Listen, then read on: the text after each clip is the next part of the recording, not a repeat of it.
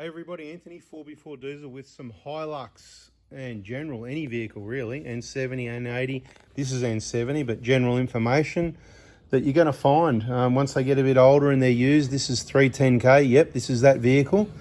And give us a bit of grief, but I'm just going to run you through what we did and what you can maybe do to avoid some issues and a few things to take into account. Now, I'm just going to cover that emergency warning thing again. So we do provide, obviously, the injector kits, the BFE kits, the front wheel bearing assemblies for the Prados and the Hiluxes, 1K to FTV, N70, 120 Prado, 150 Prado. These will fit, all the Prado ones will fit the FJs as well.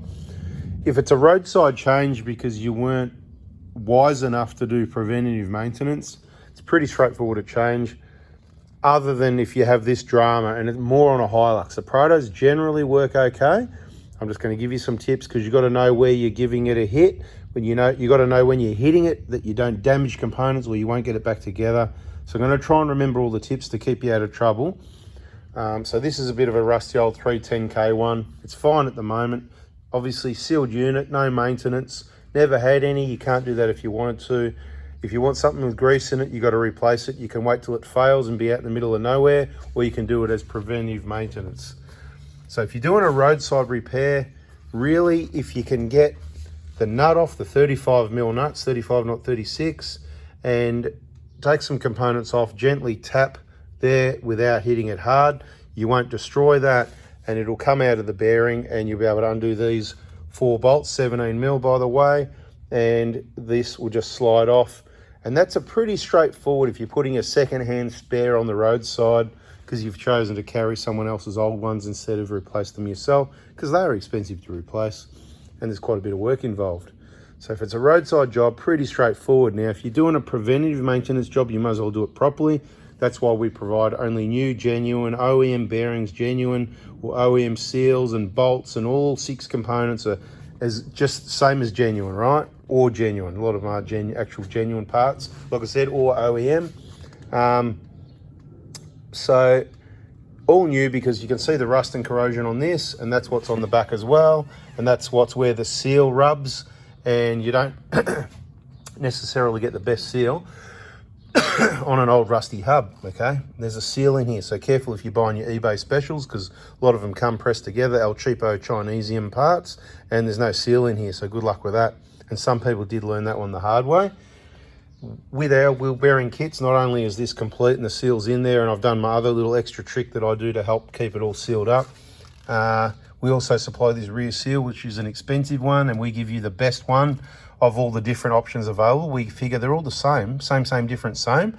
So the ones we see the best is the one we supply in the kit. So might be a little bit more expensive, but it might be better quality, and that's why it lasts longer. So extra components to remove, sway bars, bash plates to get to the sway bar, and all this stuff. The steering knuckle's basically hanging off the top ball joint, that's it, to get this job done, to be able to access the seal at the rear here, because we need to be able to pop that out, clean it all up, change that seal, get it in without damaging it, which means it all needs to actually come right off the drive shaft, instead of just leaving that on the drive shaft and pulling the bearing. So I don't think it's just a quick slap bang job. It kind of is, but there's a bit more work involved if you're doing this rear seal that you don't have to do. It is extra work. It does cost extra money. It's included in our kit, but you know, whatever, right? You got to take your calipers off. Don't bend the brake lines. Hang them up on something like this or some tie wire or whatever. Careful of all your ABS lines always. Don't work on cars if you don't know what you're doing, because it's dangerous. If you forget nuts and bolts, leave things loose, put it around the wrong way, especially brakes, it could end in tears. So like I said, don't do it if you don't know what you're doing. So the precautions are, like I've already said, you've got the preventative maintenance, or you've got the maintenance. If you look in the back here, that's the back of the Hilux hub. See the middle of the hub? You can see the center where the green and yellow is. That part is smaller than the inner of the bearing. See the inner of the bearing, the inner race. It's not always going to stick out that much, but see how it's hanging out about 2 or 3 mil. What I'm talking about, this bit here, right, that I'm touching, protrudes out further than this, and that's why when you put it all together, you must have swapped those 2 components. This is on Hiluxes, not Prados. This is a Hilux. You must swap those 2 components from your old hub onto your new one, because it clamps between here on the end of the drive shaft and the nut on the outside of the hub, right? So if you haven't got those components there, it's just going to clamp on the inside of the hub, not that spacer which goes onto the inner race, right? 235 Newton meters. So that's your first precaution. I just wanted to include that one. Now, one of the next ones is Prados generally come apart okay, but if you run them in salt, sand, beaches and things like that, and maybe they're just old and rusty, these can get really stuck in. And we've noticed with the Hiluxes, they tend to be the ones that are pretty badly stuck in. And you think, okay, well, if that's stuck in the bearing, that's right. You just get the hammer and you bash the hell out of that, right? Well, maybe that might work out for you, it might not. First thing is, that's already in the diff. So if you're hitting that and that's pushed all the way and butted up, hitting that isn't going to do anything to free that from this area here, which is why, again, you need the two bottom bolts out, right? The two upside down 19s from the bottom from the lower control arm, so that you kind of need two people at this point, or a block of wood underneath to hold that steering knuckle. This is the steering knuckle, this section here, right? Out at the bottom, so that you've got a bit of, I'm going to go and get my hands dirty here, but see how this, see the inner moves in and out? So we want this out a little bit, if you like, so that when you're hitting it, it can actually move back. See what I mean? Like that, where if it's all the way in, you just, anyway, I hope you get what I mean. If you don't get what I mean, then don't touch it. This is your wake-up call, though, in case you didn't notice that. Yeah, better. Anyway, so that's your wake-up call. If you're hitting that, you need to make sure that you're hitting that out of that, not hitting that into that, and that just happens to be there still, if that makes sense. All right, now the next problem is, I learnt this at secondary school, right? When I was in about year 10 automotive, we had to do a project thing, and I decided to sectionize a Briggs & Stratton lawnmower, right? So old Briggs & Stratton mower shop, old engine, yep, no worries, there you go. Clean it up, strip it down, paint it up, cut sections out of it so you can see how it all works. All right, fun job, turned out all right. The problem I had was when I had to get the crankshaft out, I was hammering the bottom underneath, you know, where the rotor is, right, to get that bottom plate off. And what happened, it mushroomed out here. You couldn't really see it. But then once it come loose and went to go through, it wouldn't go through because this was too big. So then, of course, lucky for me, I could get the file and I did the proper file. That's where I learnt the file technique, so that you don't put flat spots. You know, does everybody know that one, right? You go around, you rock the file like that. That's what they taught me at school anyway. So the old school trade stuff, that was even school before apprenticeship, before trade school. But anyway, clean it all up, got it out. Point is, if you do that to this, you could be stuffed, because this is a thread. It's a big one. You're probably not going to have a tap for it.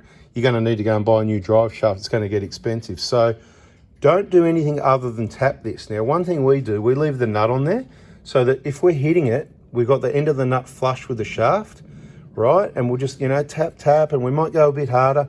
But if we've really got to get into it, we're not hitting this shaft. We're going to put a lump of timber there. What we found with this, I'm going to use this one as the example. It's been a really good example. I've destroyed a piece of pine, belting the absolute crap out of that to get it out. Both sides were tight. Absolutely destroyed it. Two people on the job here, you know, one sort of holding out, the other one, you know, we're holding the timber, and I'm really giving it a belting. And I went, okay. So the problem we got is the wood, the timber is the compromise. The soft part, we're losing the impact from the hammer. So that's the compromise, but we need that because we don't want to damage this. Now, there's, of course, other materials you can get and use, but I don't like anything that's harder than a bit of timber. So, look, I upgraded to a bit of hardwood, nice bit of Vic Ash or Tassie Oak, whatever it might have been anyway. It's probably who knows what, one of those. And we really had to absolutely smash it with the big hammer on that hardwood quite a lot to get this even moving. And it was a slow process getting both sides out. So I don't know if it was the hardest one. I'd say we're probably getting better at this. We've done a few, but I just thought I'd make a point. If you're doing your Hilux, it might be really tight. You might have to get heavy with it, so don't expect it to come out easy.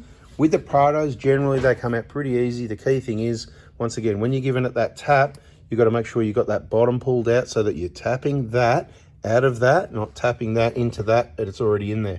Anyway, I think I've yacked enough. I hope you get the point. This is not a how to do the whole job. We've got a playlist there. It's called Prado Hilux Hubs. Shows you putting the hubs together, the 6 different genuine components. While we do what we do, you can get them off me if you want. Monday mornings, text message 7:30. Follow the Prado Hospital Facebook page. If you're ever going to purchase any parts off me or try and book into the Prado Hospital here and get some work done, it'll just get taken care of and get done right the first time if you want to do that. But if you want to watch and learn and do it yourself, we support that too. Whatever you want. Thanks for watching. Catch you on the next video. Always the bonus for those people that hang around to the end. And, you know, here's one of the hubs here sitting on the bench. Makes sense to show you that, doesn't it? So this is what I'm talking about. When you take it off, I might as well demonstrate. Hey, can you please grab me the yellow flat blade? I'll just tell you which one. Yeah, no, the next one, yeah, that one. Yeah, I'll try that one, right? Right. I'm just going to show everybody at the end of this video. Right, so this is we'll call this the spacer. Right, it's got a chamfer on, it's got a 40, well, I'm not going to say 45, it might not be. This is your ABS sensor, see? So don't worry about, see how they're spinning? That's the whole point, they're not tight. They can be a little bit fiddly to get on and off, but I don't want you to lever really hard at one side. I just want you to go just like I did there, and just go around like this very slowly. It's really easy. I'm doing this one-handed. Right, I just want you to go around, nice and slow, whichever side needs it. It'd be better if I had two hands and I could just spin it like making a pizza. You know how you make a pizza? You just sort of spin it around a bit while you're, you know, putting the cheese on nice and even. Anyway, you go like, you need two hands, right? So the point is, it's going to make this video a bit long because I'm mucking around here, but if you've got a Hilux, this is what you need to do. You don't do this. I'll just show you what it looks like. So the one that comes off your vehicle, I really need to hold this down. It's not about more pressure, it's just about evenness, and it needs it around here. So one sec. Okay, so it did take a couple of minutes, nice and slow. I spun it around a lot. It did get stiff before it came off. It's not quite off yet, but kind of like 2 screwdrivers is what you need, right? And it's literally, that's what you're looking at. You're not going to damage anything, right? So this is how the bearings come to you. They look like that, right? Right, so let's just park that one up over there. These need to come off, quite obviously. You know, this with it on doesn't look anything like it with it off, right? So nothing gets damaged. You might have a couple little, you hardly even got a mark in it really, nothing that we put there anyway. I thought I might put some scratch marks, but you're pushing on the inside edge. It's not going to bend it or anything like that, right? These can even be rusty, we've seen them, particularly on the rear of the vehicle. You can reuse them, no dramas, right? Because there's been times where people have been in a pickle and had to reuse them. So I can confirm, no issue. But we've got them in stock in case we need them anyway, front and rear and all that. But that, literally, just straight back on the new one. So there's no need for any lubrication.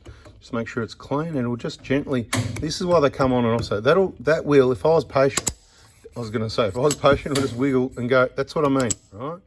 And this one, similar sort of thing. But all I'm going to do, can I have that hammer for 1 sec out of your hand? You can use any hammer you like. You can get a rubber mallet, a soft one, a hard, whatever you want. But just go.